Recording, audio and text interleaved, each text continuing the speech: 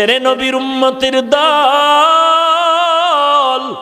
ওই মা যার দুনিয়ায় নাই, তোমার নামের শেষে একটা শব্দ লাগানো আছে, পয়গম্বরের পক্ষ থেকে তুমি ইতিম। এতিমের দাম কত জানো? আমার মায়ার নবী রাহমাতুল লিল আলামিন দুনিয়াতে এসে আব্বাকে আব্বা বলে ডাক দিতে পারেননি। কেমন মায়ার নবী আমার মায়ার নবী একদিন বিকালবেলা মাঠের পার্শ্বে বসে বাচ্চারা খেলাধুলা করে, নবীও শিশু বয়সে দেখে বাচ্চাদের খেলা। নবীর মনে খেলার কোনো আগ্রহ নাই, কারণ আল্লাহ 4 বার কুদরতি অপারেশন করে করে দুনিয়ার সব চাহিদা নষ্ট করে দিয়েছে। মায়ার নবী দেখতেছেন যখন সন্ধ্যা গনিয়ে আসছে, সব ছেলেদের বাবারা এসে ছেলেদের কোলে নিয়ে বাড়িতে রওয়ানা। আমার মায়ার নবী ডানে তাকায় আর বামে তাকায়, খুঁজে আমার বাবাই কই, আমার বাবাই কই। আমার নবী চোখের পানি ছেড়ে কান্না করেন, এই ছেলেদের বাবা আছে, আমার বাবাই কই।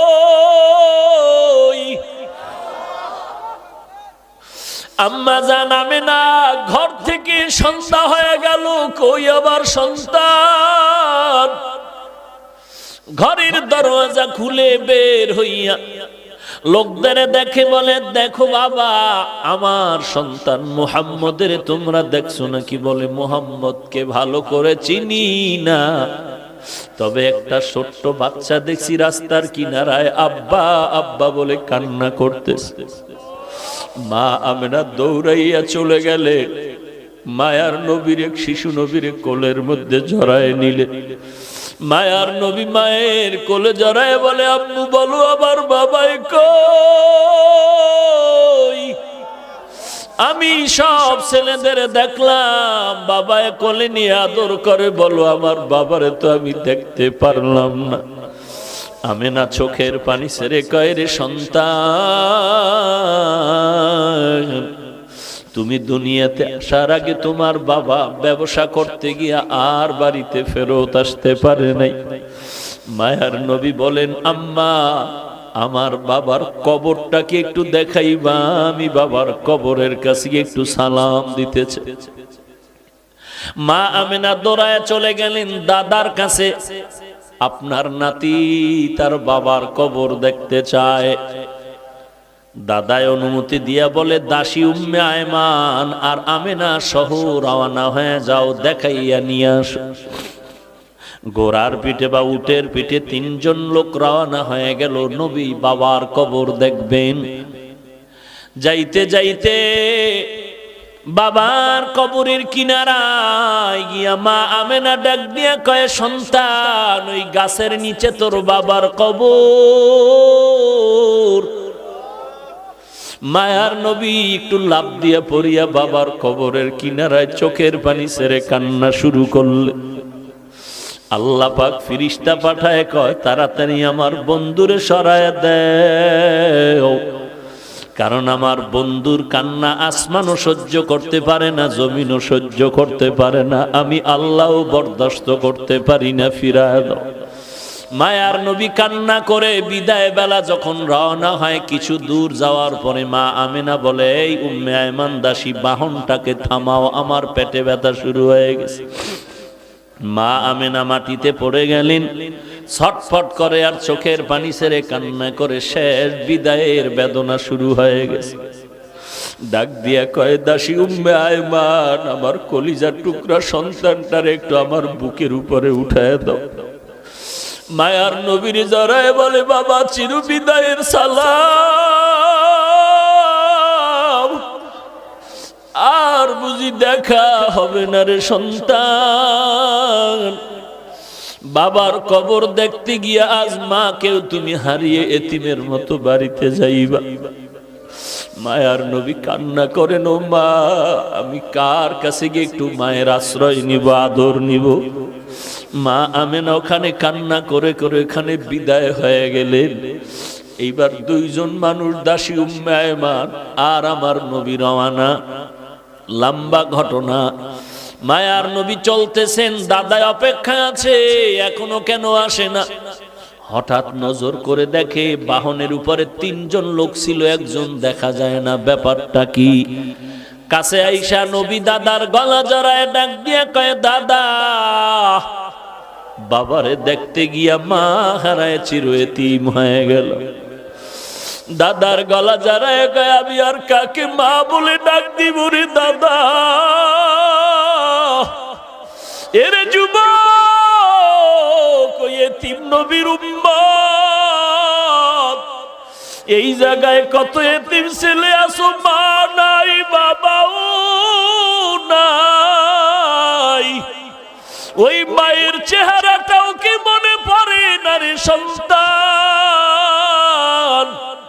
ওই মাকে কত কষ্ট দিয়া চোখের পানি ফালাইছো, ওই মায়ের কলিজায় যারা আঘাত করেছো, চোখের পানি ছাড়ি আমার মাওলার কাছে তওবা কর। আমার মাওলা যদি ক্ষমা না করে তোর উপায় নাই। আল্লাহর নবী এতিমদের জন্য কত দয়ার নবী, আমার মায়ার নবী ঘর থেকে বের হয়ে গেলেন। হঠাৎ রাস্তার কিনারায় দেখে বাচ্চারা খেলাধুলা করে। নবী দেখার পরে সামনে আগায় গেলেন। একটু দূরে গিয়ে দেখে একটা বাচ্চা রাস্তার কিনারায়, কোনো কাপড় নাই, ছোট বাচ্চা উলঙ্গ বসে আছে। নবী বললেন, বাবা তোমার বাড়ি কই? বলে আমার বাড়ি নাই। ঘর কই? বলে ঘর নাই। আব্বা আম্মা কই? বলে আব্বা নাই, আমি এতিম। মায়ার নবী তার হাতটা ধরে কয় চল। নবী বাচ্চাটার হাত ধরিয়া সোজা ঘরের মধ্যে চলে গেলেন। আম্মা জান আয়েশা রাদিয়াল্লাহু আনহাকে বলেন, আয়েশা, এই বাচ্চাটা আমাদের সন্তান মনে করে এরে সুন্দর করে গোসল করায়া দাও। আম্মা জান আয়েশা বাচ্চাটারে গোসল করায়া দিলেন। মায়ার নবী একটা বড় চাদর নিয়ে 2টা টুকরা করে বাচ্চাটারে সুন্দর করে পরায়া দিলেন। এইবার নবী বলে, চলো বাবা, নামাজ আদায় করতে চলো মসজিদে নববী। বাচ্চা যখন সামনে হাঁটতেছে, নবীজি ঘর থেকে বের হয়ে কয়, দাঁড়াও, তুমি হাঁটবা না, দাঁড়াও। বাচ্চা দাঁড়ায় গেল। মায়ার নবী বসে গেলেন আর বলেন, বাবা, আমিও মা হারা বাবা হারা এতিম, তুমিও চূড়ান্ত মা বাবা হারা এতিম। আমি আজকে তোমার একটু খেদমত করতে চাই। তোমার কদমটা মাটিতে দিও না, তুমি আমার কাঁধের উপর উঠে বসো। আমি তোমারে কাঁধে করে আজ মসজিদে নিয়ে যাই, আর কিয়ামত পর্যন্ত দুনিয়ার মানুষের এই বয়ান দিতে থাকবো যে মায়ার নবী এতিমের কত দরদি হয়েছিলেন। বাচ্চা বলে, না, আমি কাঁধের মধ্যে উঠবো না। নবী বলেন, উঠো। শেষ পর্যন্ত বাচ্চাটারে কাঁধের মধ্যে নিয়া মায়ার নবী এবার মসজিদের দিকে রওয়ানা। এইবার ওই যে খেলাধুলা করতেছিল বাচ্চারা, ওরা যখন দেখলো ওই বাচ্চাটা রহমাতুল্লিল আলামিনের বরকতি কাঁধের উপরে, বাচ্চাগুলো আফসোস করে যে আজ ওর কপাল কত ভালো, এর মা নাই, বাবা নাই। আমিও বড় এতিম, আমি মা হারাইলাম, আমি বাবা হারাইলাম, আমার কেউ নাই। আমি বাচ্চাটারে আদর করে মাথায় হাত দিয়া দোয়া করে দেই। উম্মতের জানায় দিয়েন আপনারা, একটা এতিম বাচ্চা যদি হাতে পায় আর এর মাথায় হাত বুলায় যদি কেউ দেয়, মোহাব্বতের নজরে ওই সমপরিমাণ হাতের নিচে চুল বরাবর নেক আল্লাহ তার আমল নামায় দান করবেন। এরে নবীর উম্মতের দল, ওই মায়ের অবদান ভুলার মতো না। জানা অজানা ভাবেও যদি কোনো ভুল করে থাকো, ওই মা বাবার থেকে দোয়া নাও, তাড়াতাড়ি ক্ষমা চেয়ে নাও, আল্লাহর কাছেও ক্ষমা চাও রে ভাই। আমার মায়ের অবদান, বাবার অবদান ভুলতে পারবো না রে বাবা। মাঝে মাঝে মায়ের সন্তানের মারে শাসন করার জন্য, কিন্তু দেখছো মাঝে মাঝে সন্তানের মায় মারার পরেও কিন্তু মা ঘুমাইতে পারে না। মা কিন্তু সন্তানের ধমক দিয়াও কিন্তু পাগলের মতো থাকে। সন্তানের ধমক দিছে এমন জোরে, সন্তান অভিমান করে ঘরে যায় না, ভাত খায় না, মা কয়া ডাকে না। আব্বাজান একদিন তাকায় দেখতেছে বালিশে মাথা লাগায় তার স্ত্রী গুনগুন করে কান্না করে রাতের বেলা। আব্বাজান বলে, বিবি কেন কাঁদো? বলে, আমার অন্তরে বড় ব্যথা। বলে, কি ব্যথা? বলে, একটা সপ্তাহ হয়ে গেছে সন্তান আমাকে মা বলিয়া ডাক দেয় না। বলে, কেন? বলে, আমি একটু শাসন করতে গিয়ে ধমক দিয়েছিলাম, এই কারণে রাগ করেছে, অভিমান করে আর ডাকে না। আব্বাজান বলে, বিবি তুমি আরামে খাও, ঘুমাও, কোনো চিন্তা করা লাগবে না। সন্তান একদিন আগে পিছনে তোমার কাছে সেই ক্ষমা চাবে। আমার মা কান্না করে বলেন, ও স্বামী আমার, যতই আমি খানার প্লেট নিয়ে বসি খানা মুখে যায় না, যতই আমি ঘুমানোর চেষ্টা করি আমার চোখে ঘুম আসে না। কারণ আমি খানার থেকে, ঘুমের থেকে সন্তানের মা ডাকে যেই মজা পাই, ওই মজা আমি খানায় পাই না, ঘুমের মধ্যে পাই না। এরে নবীর উম্মতের দল, সন্তান মায়ের কাছে টেলিফোন করে, মা আমি 3 দিনের জন্য ঢাকা থেকে 1.5-2 মাস হয়ে গেল, এখন বাড়ি আসতেছি, ছুটি হয়ে গেল। আম্মা জান তোমার জন্য কি নিয়ে আসবো? বলে, আমার জন্য কিছু লাগবে না, তোর বাবার জন্য যদি কিছু পারো তুই নিয়ে আসবি। এরে নবীর উম্মতের দল, সন্তান মার্কেটে গিয়া শপিং করে, মাকে বলে, মা বলো কি আনবো? মা বলে, কিছু আনা লাগবে না। বলে, মা তুমি এমন কেন করো? বলে, বাবা তুই আমারে কি দিয়ে খুশি করবি? তুই যদি স্বর্ণের কিছু দাও তারপর আমি খুশি হতে পারি না। তুই তাড়াতাড়ি আয়, তোর চেহারাটা দেখলে যেই খুশি হব, ওই খুশি আমারে তুই কাপড় দিয়াও করতে পারবি না। তুই আমারে মা বলিয়া ডাক দিলে আমি বাজেই খুশি হব। এই খুশি তুই আমাকে কিছু দিয়ে করতে পারবি না। সন্তান সন্ধ্যা পেরিয়ে যাওয়ার পরে গাড়ির মধ্যে উঠিয়া মাকে মোবাইল করছে, আমি 12টার মধ্যে বাসায় চলে আসতেছি, মা তুমি দোয়া করো। প্রতিদিন মা ঘুমাইয়া যায়, আজকে মা ঘুমায় না, খানাও খায় না। সন্তান আসবে, একত্রে সন্তানের নিয়ে মা খানা খাবে। ঘড়ির কাঁটার দিয়ে তাকায় আর দেখে কখন 12টা বাজবে, সন্তান আইসা মা বলে ডাক দিবে। মা ঘড়ির দিকে বারবার তাকায়। এরকম দেখতে দেখতে 12টার কাঁটা ঘুরিয়া সামনে আগায় গেল। মা বলে, কি ব্যাপার, কোনো যানজটে পড়লো নাকি? এইবার চিন্তা গভীর হচ্ছে, বাবায় ঘুমায়। এবার মা ডাক দিয়ে কয়, আমার আব্বাজানকে ধাক্কা দিয়ে কয়, ছেলে এখনো কেন আসে না? 12টা বেজে 1টা বেজে গেল, এত দেরি কেন? একটু টেলিফোন করো।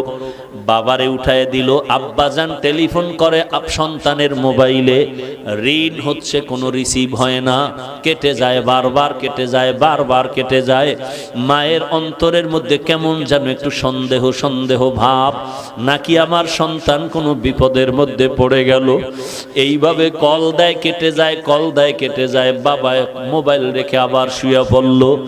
মা অস্থির হয়ে গেল, বাবাকেও বুঝাইতে পারে না মনের ব্যথাটা। শেষ পর্যন্ত আবার ধাক্কা দিয়ে কয়, ও স্বামী আমার সন্তান তো এত দেরি করতে পারে না, আমি অপেক্ষায় আছি, আমার সন্তান আসবে, আমি সন্তানের নিয়ে একত্রে খানা খাবো, আজকে মন ভরে খানা খাবো। কত অনুষ্ঠান গেল, আমি এক টুকরা গোশত খাই নাই আমার সন্তানের মায়ার কারণে। তুমি আবার একটু মোবাইল করো। বাবায় ঘুম থেকে উঠিয়া আবার মোবাইল করে, রিং হয়, রিসিভ হয় না, রিং বাজতেছে, রিসিভ হয় না। এইভাবে দীর্ঘক্ষণ যখন ট্রাই করা শুরু করলো, এক পর্যায়ে হঠাৎ করে দেখে মোবাইলটা রিসিভ হয়ে গেল। ডাক দিয়ে কয়, বাবা তুই কই? হঠাৎ বাবার কানে দেখে সন্তানের কণ্ঠের আওয়াজ নাই, অন্য লোকের আওয়াজ। ডাক দিয়া বলে, কে আপনি? বলে, মোবাইলওয়ালার বাবা। বলে, তাড়াতাড়ি অ্যাম্বুলেন্স নিয়ে আসো, তোমার সন্তান এখন পরকালের লাশ হইয়া মাটিতে পড়ে আছে। গাড়িতে উঠছে, গাড়ি অ্যাক্সিডেন্ট হয়ে রাস্তার পাশে গাছের সাথে বেজে আছে, মানুষ রক্তাক্ত হয়ে গেছে। বাবায় মোবাইলটা ফালায় বেউসায় বিছানায় পড়ে গেল। মা বলে কি খবর আমার সন্তানের? বলে তোমার সন্তানের অবস্থা খারাপ। মা এমন একটা চিৎকার দিয়া রাস্তায় বের হইয়া ঘরের দরজা দিয়া চিল্লায় বলে তোরা কে কোথায় আছো? আমার সন্তানের একটু আগায় আনতে আমি যাই। বাবা আমার মাকে সান্ত্বনা দিয়া ঘরে আটকাইয়া অনেক মহিলাকে বসায়া বলে এখানে ধরে রাখো। বাবায় তাড়াতাড়ি টেলিফোন করে অ্যাম্বুলেন্স নিয়ে লাশ নিয়ে যখন রওয়ানা, বাড়ির দরওয়াজা দিয়া যখন ওই বাঁশি বাজাইয়া ঢুকে, মা পাগলনির মতো দৌড়ায় আর বলে তাড়াতাড়ি ডালা খুলে দাও, আমার সন্তান কেমন আছে একটু দেখতে চাই। মা এবার সন্তানের চুমু খায় বলে মা বাবা তুই এই বাজার নিয়ে আমার কাছে আসার কি সংবাদ দিয়েছিলি? আমি তো আর খানা খাইতে পারলাম না রে বাবা, তোর জন্য খানা খাই নাই। আজ আমার কলিজায় তুই এমন আঘাত দিয়ে গেলি রে সন্তান। ওই মা ওই যে সন্তান করে করে করে করে কান্না করে করে এমন পাগল হয়ে গেল, দুনিয়ার কোন ডাক্তার আজ পর্যন্ত ওই মাকে ভালো করতে পারলো না। এরে পয়গম্বরের উম্মতের দল, ও পর্দার আড়ালের মা বোনেরা, তুমিও সন্তানের মা, একটু চিন্তা করো তোমার মাও তো একদিন এই রকমই মা ছিল। আজকে তুমি নতুন স্বামীর ঘরে আসছো, কত আরাম, কত আনন্দের শাড়ি পরিয়া, কত আনন্দের খানা। এমন একটা দিন আসবে সাদা কাপড়ের প্যাকেট হইয়া কবরে যাইবা, সবাই কান্না করবে, সন্তান মা মা বলে কাঁদবে, একটা জবাব দিতে পারবা না রে মা। আল্লাহ পাক বলেন ওয়াবিল ওয়ালিদাইনি ইহসানা, ওই মা বাবার সাথে হেসান করো। যার মা নাই, যার বাবা নাই, ওই অন্ধকার কবরের কিনারা দাঁড়ায়া চোখের পানি ছেড়ে দোয়া করো, কোরআন তেলাওয়াত করো আর গুনাহ ছাড়ো, নেক আমল করো। ওই মা বাবার জন্য দিলটা ভরে নেক আমল করো। ওই মা বাবার সাথে যেন কোন রকম বেয়াদবিমূলক আচরণ না হয়। আল্লাহ পাক বলেন ওই মা বাবার কেউ যদি বৃদ্ধ হয়ে যায়, খবরদার ধমক দিয়া কথা বলবা না, উপশব্দ বলার মতো কোনো শব্দ যেন না হয়। এরে নবীর উম্মত, যদি কথা বলতেই চাও, সুন্দর ভালো আচরণ করো, এমন ভালো ওয়াকুল লাহুমা কাওলান কারীমা, এমন সুন্দর আচরণ করো। সুন্দর ভালো ব্যবহারের মানে হলো মা যেই ভাষাটা সহজে বুঝে ওই ভাষায় তুমি কথা বলো নরম ভাবে, এটাই হলো কাওলান কারীমা, আয় লাইয়িনান সাহলা, নরম নরম ভাষায় কথা বলো। ওয়াকফিজ লাহুমা জানাহাজ যুল্লি মিনার রাহমা, তোমার বিনয়ের ডানা মা বাবার জন্য বিছায়া দাও অনুগ্রহের সাথে। অর্থাৎ ডানা মানে মানুষের তো কোনো ডানা নাই, পাখির ডানা হয়। আল্লাহ কেন বললেন সন্তান তুমি বিনয়ের ডানা বিছায়া দাও? তার মানে পাখির ডানার মধ্যে সব শক্তি, ডানাটা যখন ধরে ফেলে পাখিটা দুর্বল। তোমার ডানা মা বাবার জন্য বিছায়া দাও মানে জীবনের সব কিছু মায়ের জন্য বাবার জন্য বিলীন করে দাও। তাও আবার মিনার রহমা, মানুষের চাপে না, সমাজের চাপে না, মিনার রহমা অনুগ্রহের সাথে, মনের মধ্যে কষ্ট নিয়ে মানুষকে দেখানোর জন্য করবা না, যা করবা দিলের মোহাব্বত নিয়ে করবা। অকুর রব্বির হামহুমা কামা রব্বায়ানি সগীরা, ওই মা বাবার জন্য প্রাণ খুলে আল্লাহর কাছে কান্না করে দোয়া করবা। ওই মা বাবার জন্য রব্বির হামহুমা, আল্লাহর কাছে সব সময় দোয়া করবা, আল্লাহ আমার মা বাবাকে তুমি রহম করো, মাফ করো, দয়া করো, যেমনি ভাবে তারা আমাদের উপরে দয়া মায়া করেছিলেন। এরে নবীর উম্মতের দল, একবার পারো কুল হু আল্লাহ সূরা আলহামদু সূরা দরুদ শরীফ পড়ে দোয়া করো। যদি দুনিয়াতে যার মা নাই বাবা নাই, যদি অন্যায় করে থাকো, ওই কবরের কিনারায় গিয়ে একটু দোয়া পড়ো, কান্না করো, চোখের পানি ছেড়ে দোয়া করে যদি ক্ষমা চাও, আল্লাহ পাক চোখের পানির বদৌলতে তোমার জীবনের সব গুনাহ মাফ করে দিবেন। ওই মা বাবার জন্য দোয়া করো, নিজেও কিন্তু আল্লাহর কাছে তৈরি হয়ে যাও, ইবাদত করবা আল্লাহর, আর কারো অংশীদার এখানে বানাইবা না। মা বাবার খেদমত করে দোয়া নাও। দুনিয়াতে দোয়া ছাড়া কেউ কামিয়াবির দরওয়াজায় যেতে পারে নাই, পারবাও না।